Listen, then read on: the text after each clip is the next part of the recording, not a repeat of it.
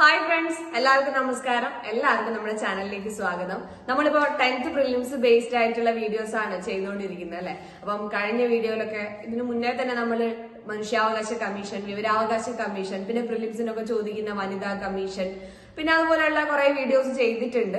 നിങ്ങൾ അത് ഞാൻ ഡിസ്ക്രിപ്ഷൻ ബോക്സിൽ ഇടാം, നേരെ ഒന്ന് എടുത്ത് കാണുക. അതിന്റെ ബേസ് ആയിട്ടുള്ള ക്വസ്റ്റ്യൻസ് എന്തായാലും പ്രിലിംസ് ചോദിക്കുന്നുള്ളത് ഉറപ്പാണ്. പിന്നെ പ്രീവിയസ് പ്രിലിംസിന്റെ ക്വസ്റ്റ്യൻസും നമ്മൾ വീഡിയോ ആയിട്ട് ചെയ്തുകൊണ്ടിരിക്കുകയാണ്, ഒരു സീരീസ് ആയിട്ട് കണ്ടിന്യൂ ചെയ്യാണ്. ഇന്നത്തെ വീഡിയോയിൽ നമ്മൾ ദേശീയ പതാകയെ കുറിച്ചാണ് പഠിക്കാൻ പോകുന്നത്. ഓക്കെ, അപ്പം പ്രിലിംസിന് പ്രിപ്പയർ ചെയ്യുന്ന നിങ്ങളുടെ ഫ്രണ്ട്സിനും കൂടെ ഈ വീഡിയോസ് ഒക്കെ ഒന്ന് സെൻഡ് ചെയ്ത് കൊടുക്കുക, അവർക്കും കൂടെ ഉപകാരപ്പെട്ടെ. നമുക്ക് വീഡിയോയിലേക്ക് കടന്നാലോ? നോക്കാം. ദേശീയ പതാക നമ്മുടെ ഭരണഘടനാ നിർമ്മാണ സഭയില് ഭരണഘടന നിർമ്മിക്കുന്നതിന് പുറമേ തന്നെ ചെയ്തിട്ടുള്ള പല കർത്തവ്യങ്ങളും ഉണ്ട് അല്ലെ. ഭരണഘടന നിർമ്മിക്കുക എന്നുള്ളതായിരുന്നു ഭരണഘടനാ നിർമ്മാണ സഭയുടെ മെയിൻ ആയിട്ടുള്ള കർത്തവ്യം. എന്നാൽ അതിനു പുറമെ ദേശീയ ഗാനം, ദേശീയ ഗീതം, ദേശീയ പതാക, ദേശീയ ചിഹ്നം, ഇതിനൊക്കെ നമ്മുടെ ഭരണഘടനാ നിർമ്മാണ സഭ അംഗീകാരം കൊടുത്തിട്ടുണ്ട്. അതായത് അന്നത്തെ നമുക്ക് പാർലമെന്റ് ഇല്ലാത്ത സമയത്ത് താൽക്കാലിക പാർലമെന്റ് ആയിട്ട് പ്രവർത്തിച്ചിരുന്നത് ഈ ഭരണഘടനാ നിർമ്മാണ സഭയാണ്. ആ സമയത്ത് തന്നെ ഭരണഘടനാ നിർമ്മാണ സഭയിലെ അംഗങ്ങൾക്ക് ദേശീയ പതാക അത് ഉണ്ടായിരിക്കേണ്ട പ്രാധാന്യം ഒക്കെ കൃത്യമായിട്ട് മനസ്സിലാക്കിയിട്ടുണ്ടായിരുന്നു. കാരണം ഇത്രയും വൈവിധ്യമുള്ള ഒരു രാജ്യത്തില് എല്ലാവരെയും ഒരുമിപ്പിച്ച് നിർത്തണമെങ്കിൽ നാഷണലിസം എന്ന് പറഞ്ഞൊരു ഫീലിംഗ് എല്ലാവരുടെയും ഉള്ളിൽ ഉണ്ടാക്കിയെടുക്കുക എന്ന് പറയുന്നത് വലിയൊരു കാര്യമാണ്. നമുക്ക് തന്നെ ഇപ്പം പതാക കാണുമ്പോൾ ഉള്ളിലുണ്ടാവുന്ന ഒരു ഫീലിംഗ് ഇല്ലേ.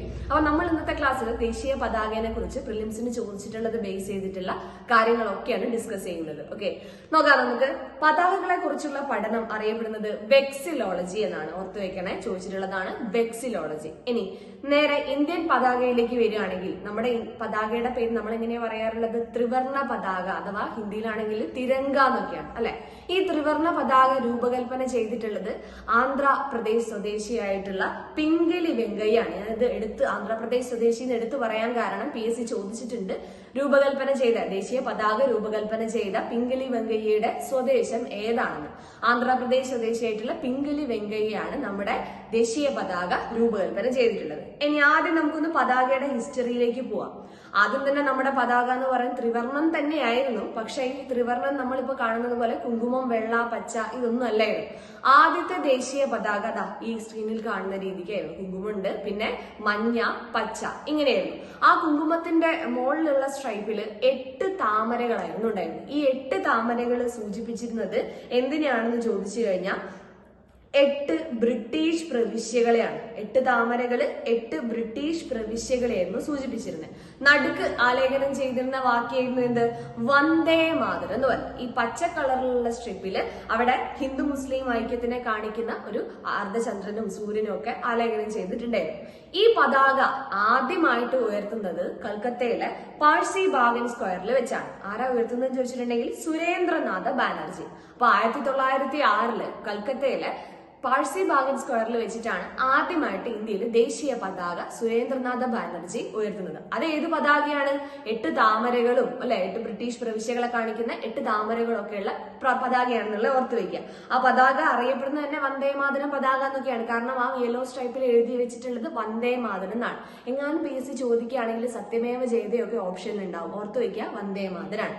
എന്നാൽ അന്താരാഷ്ട്ര തലത്തിൽ ഇത് ഇന്ത്യയിലാണ് ഉയർത്തിയത് അല്ലെ. അന്താരാഷ്ട്ര തലത്തിൽ ആദ്യമായി നമ്മുടെ ദേശീയ പതാക ഉയർത്തിയത് മാഡം ഭിക്കാജി ഗാമയാണ്. 1907 ജർമ്മനിയിലെ സ്റ്റഡ്ഗാർഡ് എന്ന് പറഞ്ഞിട്ടുള്ള സ്ഥലത്തിലാണ് ഈ പതാക ഉയർത്തിയത്. കൈൻഡ് ഓഫ് ആര് ഉയർത്തിയ പതാക പോലെ തന്നെ നമ്മുടെ സുരേന്ദ്രനാഥ ബാനർജി ഉയർത്തിയ പതാക പോലെ തന്നെയാണ് ഈ പതാകയും കാണപ്പെടുന്നത്.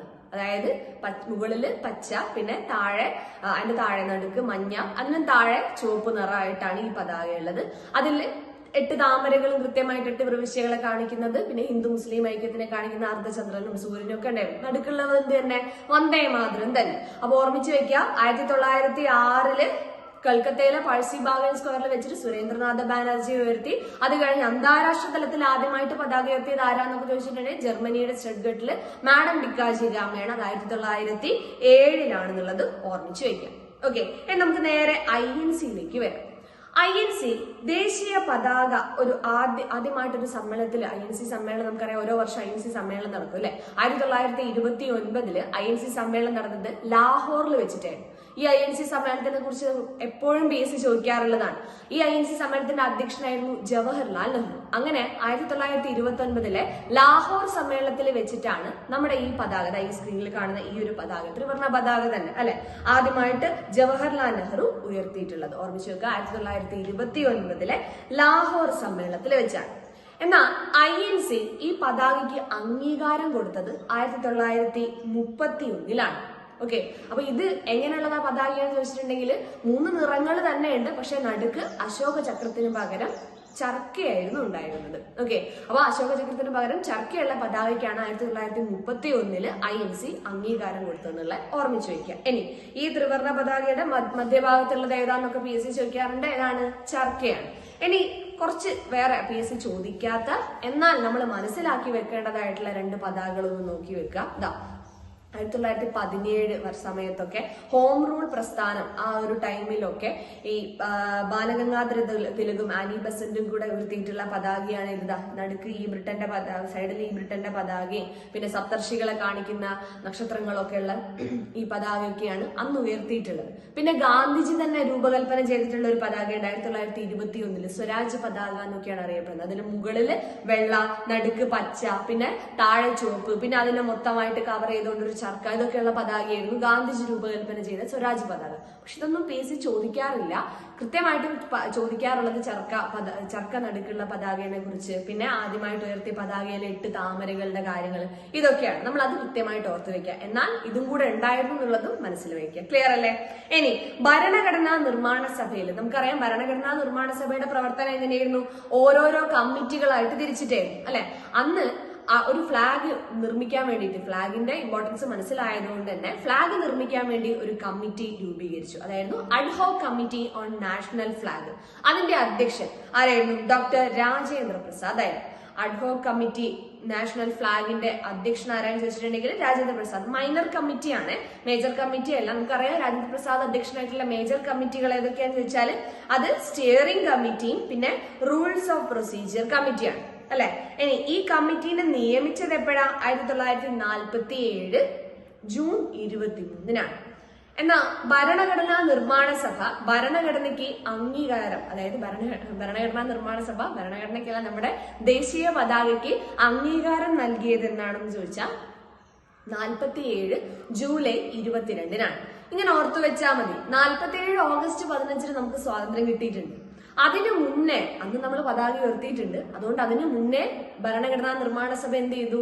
ദേശീയ പതാകയ്ക്കൊക്കെ അംഗീകാരം കൊടുത്തു. അപ്പൊ 47 ഓഗസ്റ്റ് 15 മുന്നേ എന്ന് പറയുമ്പോൾ 47 ജൂലൈ 22 തന്നെ ഭരണഘടനാ നിർമ്മാണ സഭ ദേശീയ പതാകയ്ക്ക് അംഗീകാരം കൊടുത്തു. ഓക്കെ, അപ്പൊ നമ്മൾ പറഞ്ഞ എന്തൊക്കെയാ? സുരേന്ദ്രനാഥ് ബാനർജി ഉയർത്തിയത്, മാഡം ഭിക്കാജി കാമ ഉയർത്തിയത് അല്ലെ, പിന്നെ INC-യിലേക്ക് എത്തി ജവഹർലാൽ നെഹ്റു ഉയർത്തിയത്, INC അംഗീകാരം കൊടുത്തു.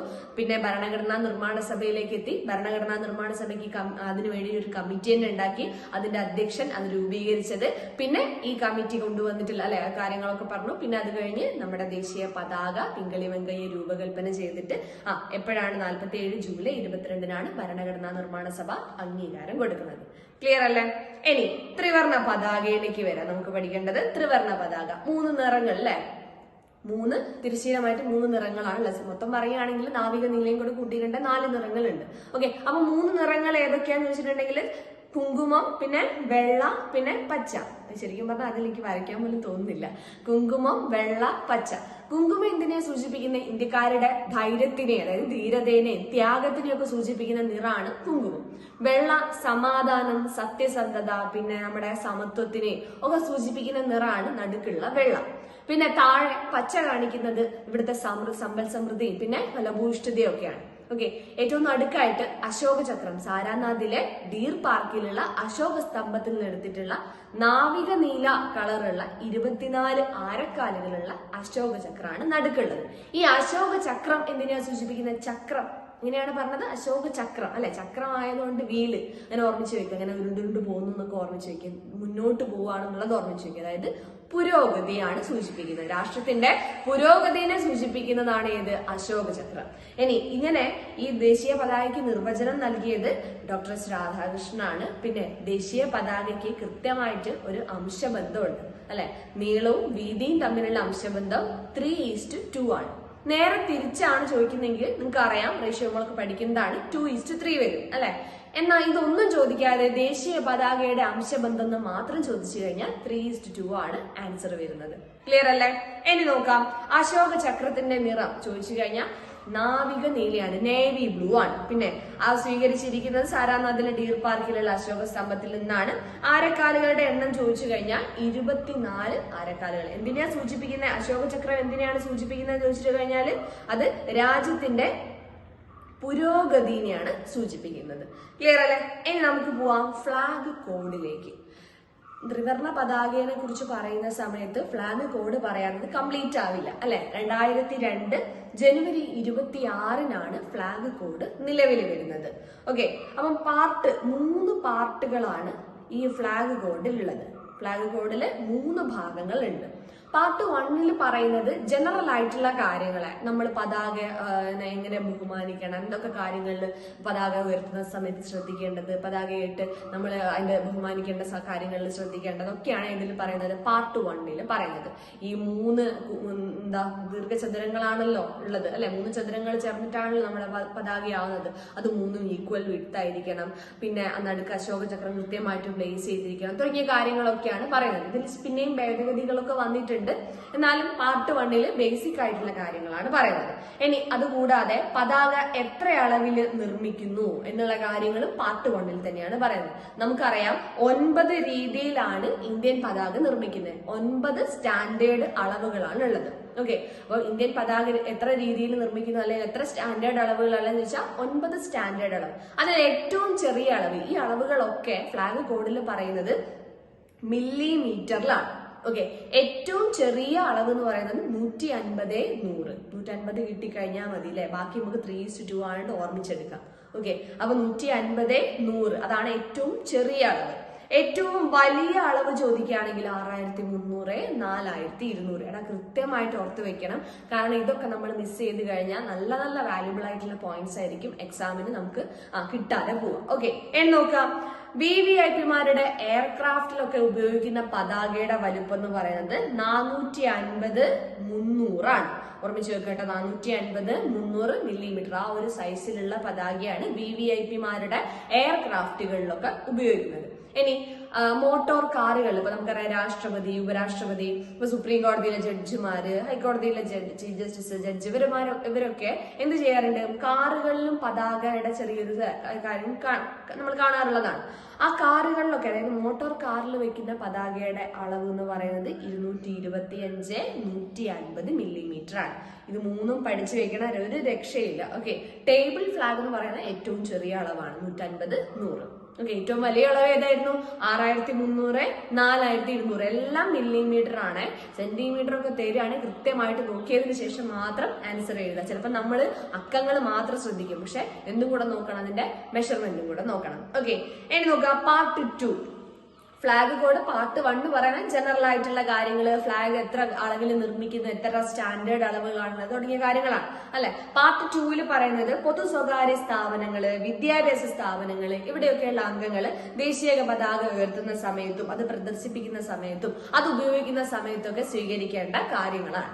ഓക്കെ, അപ്പൊ പൊതു സ്വകാര്യ സ്ഥാപനങ്ങളിലെ, വിദ്യാഭ്യാസ സ്ഥാപനങ്ങളിലൊക്കെ അംഗങ്ങൾ പതാക ഉയർത്തുന്ന സമയത്ത്, ഫ്ലാഗ് ഹോസ്റ്റ് ചെയ്യുന്ന സമയത്ത് സ്വീകരിക്കേണ്ട അല്ലെങ്കിൽ പാലിക്കേണ്ട കാര്യങ്ങളൊക്കെയാണ് പാർട്ട് 2 പറയുന്നത്. ഓക്കെ, ഡീറ്റെയിൽ ആയിട്ട് അതിലേക്ക് പോകേണ്ട ആവശ്യമില്ല, പ്രിലിംസ് ആയതുകൊണ്ട് തന്നെ. ഓക്കെ, പാർട്ട് 3 പറയുന്നതോ കേന്ദ്ര സംസ്ഥാന സർക്കാരുകളും അവരുടെ സംഘടനകളും ദേശീയ അതുപോലുള്ള ഏജൻസികളും ദേശീയ പതാക ഉയർത്തുന്ന സമയത്തോ അല്ലെങ്കിൽ അത് ഉപയോഗിക്കുന്ന സമയത്തോ പ്രദർശിപ്പിക്കുന്ന സമയത്തൊക്കെ സ്വീകരിക്കേണ്ട അല്ലെങ്കിൽ അത് പാലിക്കേണ്ട കാര്യങ്ങളൊക്കെയാണ് പാർട്ട് 3 പറയുന്നത്. പാർട്ട് 1 എന്ന് പറയുന്നത് ജനറൽ ആയിട്ടുള്ള കാര്യങ്ങൾ, ഡയമെൻഷൻസ് ഒക്കെ.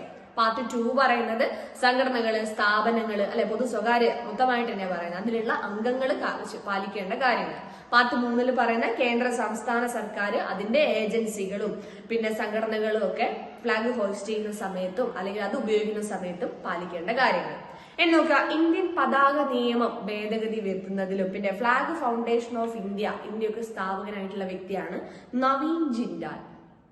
1995 നവീൻ ജിൻഡാൽ ശരിക്ക് ഒരു കേസുമായിട്ട് ബന്ധപ്പെട്ടാണ് ഈ പ്രശ്നങ്ങളൊക്കെ ഉണ്ടായി വരുന്നത്. അപ്പൊ നവീൻ ജിൻഡാലാണ് ഒരു ദേശീയ പതാക ഉയർത്തിയതായിട്ട് ബന്ധപ്പെട്ട ഒരു കേസ് വരികയാണ്. അങ്ങനെ ഒരു വ്യക്തിക്ക്, ഒരു സ്വകാര്യ വ്യക്തിക്ക് ദേശീയ പതാക ഉയർത്താൻ അവകാശമില്ലേ, അതെന്റെ മൗലികാവകാശം അല്ലേ എന്ന് ചോദിച്ചിട്ടാണ് ആൾ എന്ത് ചെയ്യുന്നത്, കോടതിയെ സമീപിക്കുന്നത്. അവസാനം കോടതി തന്നെ ഇത് മൗലികാവകാശമാണ്, അങ്ങനെയാണ് നമ്മൾ എല്ലാവരും പതാക ഉയർത്താനുള്ള ഒരു കാര്യം ലഭിക്കുന്നത്. ഓക്കെ, ശരിക്കും പറഞ്ഞാൽ പതാക ഉയർത്താനും പ്രദർശിപ്പിക്കാനും നമ്മളെ ഒരു കാര്യം എക്സ്പ്രസ് ചെയ്യാനുള്ള ഒരു അവകാശമായിട്ടാണ്, മൗലികാവകാശമായിട്ട് തന്നെയാണ് കാണുന്നത്. ആർട്ടിക്കിൾ 19 ക്ലോസ് 1A ബന്ധപ്പെട്ടാണ് അത് പറയുന്നത്. ഓക്കെ, അപ്പം ഈ Naveen Jindal versus union of India എന്ന് പറഞ്ഞിട്ടുള്ള കേസിലാണ് 95 ആ കേസ് വരുന്നത്. അപ്പൊ അതുമായിട്ട് ബന്ധപ്പെട്ടാണ് ഈ കാര്യങ്ങളൊക്കെ, അതായത് ഫ്ലാഗ് ഫൗണ്ടേഷൻ ഓഫ് ഇന്ത്യ ഒക്കെ സ്ഥാപിക്കുന്നതും പിന്നെ അതുമായിട്ട് ബന്ധപ്പെട്ട് കാര്യങ്ങളൊക്കെ വരുന്നതൊക്കെ നവീൻ ജിൻഡാളുമായിട്ട് ബന്ധപ്പെട്ടാണെന്നുള്ള ഓർമ്മിച്ചത്. അപ്പൊ ഇന്ത്യൻ പതാക നിയമം ഭേദഗതി വരുത്തുന്നതിൽ പ്രധാന പങ്ക് വഹിച്ച വ്യക്തിയാണ് ആര്, നവീൻ ജിൻഡാൽ. ഓർത്തു വയ്ക്കുക കേട്ടോ.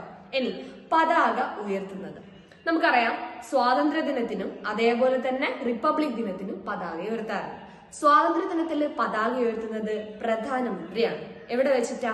ചെങ്കോട്ടയിൽ വെച്ചിട്ടാണ്. എന്നാൽ എല്ലാ പ്രധാനമന്ത്രിമാരും ചെങ്കോട്ടയിൽ വെച്ച് പതാക ഉയർത്തിയിട്ടുണ്ടോ? ഇല്ല. ചെങ്കോട്ടയിൽ ദേശീയ പതാക ഉയർത്താൻ അവസരം ലഭിക്കാത്ത പ്രധാനമന്ത്രിയാണ് ആര്? ചന്ദ്രശേഖർ. ഓർത്ത് വയ്ക്കുക. ഇനി റിപ്പബ്ലിക് ദിനം എന്ന് പറഞ്ഞാൽ നമ്മുടെ റിപ്പബ്ലിക്കിന്റെ തലവനാണ് ആര്? രാഷ്ട്രപതി. റിപ്പബ്ലിക് ദിനത്തിൽ പതാക ഉയർത്തുന്നത് രാഷ്ട്രപതിയാണ്. അത് എവിടെയാണെന്ന് ചോദിച്ചാൽ ചെങ്കോട്ടയിലല്ല, കർത്തവ്യപഥിലാണ്. ഓക്കെ, അതായത് രാജ്പഥിന്റെ പുതിയ പേരാണ് ഇത്, കർത്തവ്യപഥ് എന്ന് പറയുന്നത്. അപ്പൊ കർത്തവ്യപഥിലാണ് ഈ പതാക ഉയർത്തുന്നത് രാഷ്ട്രപതി. ഓക്കെ, അപ്പം ഓർത്തു വയ്ക്കുക, ചെങ്കോട്ടയില് സ്വാതന്ത്ര്യ ദിനത്തിൽ പതാക ഉയർത്തുന്നത് പ്രധാനമന്ത്രി, പിന്നെ കർത്തവ്യപഥില് റിപ്പബ്ലിക് ദിനത്തിൽ പതാക ഉയർത്തുന്നത് രാഷ്ട്രപതി. ക്ലിയർ അല്ലേ? ഇനി ഇന്ത്യയിലെ ദേശീയ പതാക നിർമ്മാണശാലയാണ് KKGSS. എന്താ KKGSS എന്ന? കർണാടക ഖാദി ഗ്രാമോദ്യോഗ സംയുക്ത സംഘം. 1957 നവംബർ 1 ഇത് സ്ഥാപിച്ചിട്ടുള്ളത്. കർണാടകയിലെ ഹൂബ്ലിയിലാണ് ഇത് സിറ്റുവേറ്റ് ചെയ്തിട്ടുള്ളത് കേട്ടോ. ഹൂബ്ലി വേറെ. ഓക്കെ, ഹൂബ്ലി എവിടെയാണ്? ഹൂബ്ലി കർണാടകയിലാണ്. അപ്പൊ ഫുൾ ഫോം എന്താ വരുന്നത്? കർണാടക ഖാദി ഗ്രാമോദ്യോഗ സംയുക്ത സംഘം പതാക നിർമ്മാണശാല. ഇവരൊക്കെ 9 സ്റ്റാൻഡേർഡ് മെഷർമെന്റിലാണ് പതാക നിർമ്മിക്കുന്നത്. എന്നാൽ ഈ നിർമ്മാണശാലകൾക്ക് അനുമതി നൽകുന്നത് ഖാദി വികസന ഗ്രാമീണ വ്യവസായ കാര്യാന്വേഷണ സമിതിയാണ്.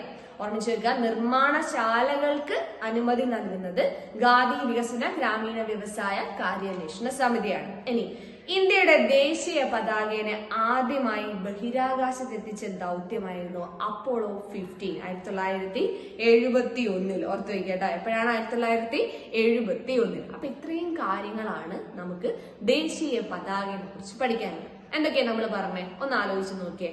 ഒന്ന്, ദേശീയ പതാക അല്ലെ, പതാകകളെ കുറിച്ചുള്ള പഠനം പറഞ്ഞു, വെക്സിലോളജി. പിന്നെ പതാക രൂപകൽപ്പന ചെയ്ത വ്യക്തിയെ കുറിച്ച് പറഞ്ഞു. പിന്നെ നമ്മൾ പതാകയുടെ ഒരു ഹിസ്റ്ററിയാണ് നോക്കിയത്.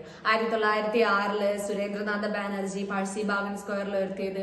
1907 അന്താരാഷ്ട്ര തലത്തിൽ മാഡം മിക്കാജി ഗാമ ഉയർത്തിയത്.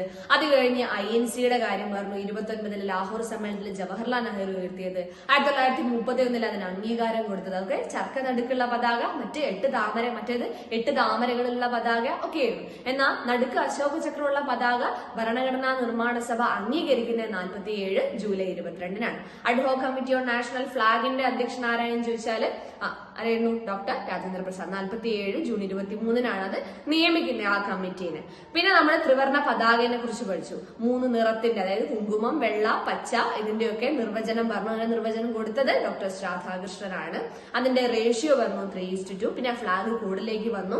അത് വന്നത് 2002 ജനുവരി 26 3 ഭാഗങ്ങൾ പറഞ്ഞു. ആദ്യത്തെ ഭാഗം ജനറൽ കാര്യങ്ങളെ കുറിച്ച്, രണ്ടാമത്തെ ഭാഗം പൊതു സ്വകാര്യ മേഖലകളിലെ സംഘടനകളും അല്ലെ അവിടെയുള്ള അംഗങ്ങളും ഒക്കെ പാലിക്കേണ്ട, പതാക ഉയർത്തുമ്പോൾ പാലിക്കേണ്ട കാര്യങ്ങൾ. മൂന്നാമത്തത് കേന്ദ്ര സംസ്ഥാന ഗവൺമെന്റും അതുമായിട്ട് ബന്ധപ്പെട്ട ഏജൻസികളും അല്ലെ പാലിക്കേണ്ട കാര്യങ്ങളൊക്കെയാണ് പറയുന്നത്. അതിൽ പാർട്ട് 1 9 സ്റ്റാൻഡേർഡ് അളവുകൾ പറഞ്ഞു. അതിൽ എയർക്രാഫ്റ്റിലുള്ളത്, പിന്നെ മോട്ടോർ കാറിലുള്ളത്, ടേബിളിലുള്ളത്, വലിയ അളവ്, ചെറിയ അളവ്, ഇതൊക്കെ ഓർത്ത് വെക്കാം. ഓക്കെ, പിന്നെ നമ്മൾ പഠിച്ചു ഫ്ലാഗ് കോഡ് രൂപീകരിക്കാൻ കാരണമായിട്ടുള്ള അല്ലെ പതാക നിയമത്തിൽ ഭേദഗതി വരുത്താനൊക്കെ കാരണമായിട്ടുള്ള വ്യക്തിയാണ് നവീൻ ജിൻഡാൽ എന്ന് പറയുന്നത്. ഓക്കെ, പിന്നെ അപ്പോളോ 15 ഓർമ്മിച്ച് വെക്കുക. അപ്പോളോ 15 ആയതായിരുന്നു വർഷം 1971. പതാക ഉയർത്തുന്ന കാര്യം ചോദിക്കുകയാണെങ്കിൽ റിപ്പബ്ലിക് ദിനം, രാഷ്ട്രപതി കർത്തവ്യപത്ത് അല്ലെ, സ്വാതന്ത്ര്യ ദിനത്തില് പ്രധാനമന്ത്രി രാജ്പത്ത്. ഓക്കെ, ഇത്രയും കാര്യങ്ങളാണ് നമുക്ക് ദേശീയ പതാകയെ കുറിച്ച് പഠിക്കാനാണ്. അപ്പൊ അടുത്തൊരു ക്ലാസ്സിൽ പുതിയൊരു ടോപ്പിക്കായിട്ട് കാണാം. Thank you.